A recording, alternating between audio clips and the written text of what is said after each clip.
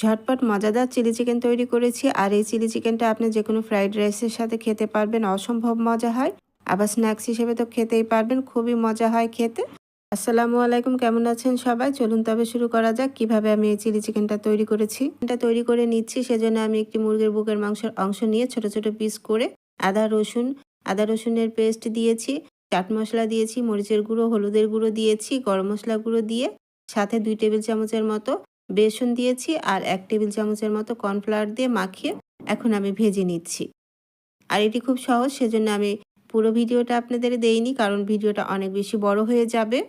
আর এই চিলি চিকেনগুলো ফ্রাই করার জন্য খুব বেশি কিন্তু তেলেরও প্রয়োজন হয় না। আমি তেলটা খুব ভালো করে গরম করে দিয়ে তারপরে চিকেনগুলো আমি টুকরোগুলো দিয়ে দিয়েছি। যখন এক পাশটা কালার চলে এসেছে তখন আমি আরেক পাশটা উল্টে নিয়েছি। আর খুব বেশি কোট করা লাগবে না, সেজন্য এখানে 2 টেবিল চামচের মতো বেসন দিয়ে আমি কিন্তু কোট করে নিয়ে এখন উল্টে পাল্টে ভেজে নিচ্ছি। আর এই চিকেনগুলো আমি 2 ঘন্টার জন্য ম্যারিনেট করে রেখেছিলাম, সেজন্য খুব তাড়াতাড়ি সেদ্ধও হয়ে গেছে। আর আমি 10 মিনিটের মতো এরকম করে ভেজে উঠিয়ে নিয়েছি, লাল লাল করে দেখতেই পাচ্ছেন। অবশ্য খুব বেশি ক্রিস্পি করার প্রয়োজন নাই, যেহেতু আমি এটি আবারও রান্না করব। এভাবে আমি চিকেনগুলো ফ্রাই করে উঠিয়ে নিয়েছি। একটি ফ্রাই প্যানে 2 টেবিল চামচের মতো রেগুলার রান্নার তেল দিয়েছি আর 1 টেবিল চামচের মতো রসুন কুচি দিয়েছি। আর এখানে আমি গাজর কিউব করে দিয়েছি, এটি অপশনাল, চাইলে আপনি স্কিপ করতে পারেন। গাজরটা সেদ্ধ হতে একটু সময় লাগে, সেজন্য আমি রসুনের সাথে ভেজে নিলাম।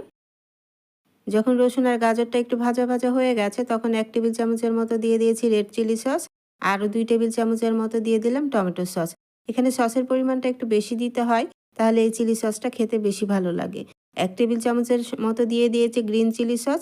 1 টেবিল চামচের মতো দিয়ে দিলাম কালো গোলমরিচের গুঁড়ো, 1 টেবিল চামচের মতো লাইট সয়া সস আর স্বাদ মতো লবণ। ব্যাস, এই কয়টি উপকরণ দিয়ে কিন্তু মজাদার চিলি চিকেন আপনি তৈরি করে নিতে পারবেন।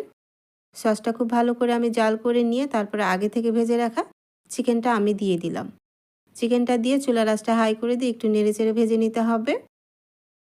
এখন কিউব করে রাখা 2টি মাঝারি সাইজের পেঁয়াজ দিয়েছি আর ক্যাপসিকাম দিয়েছি। আপনি চাইলে এখানে সবজিটা বাড়িয়ে কমিয়ে নিতে পারেন।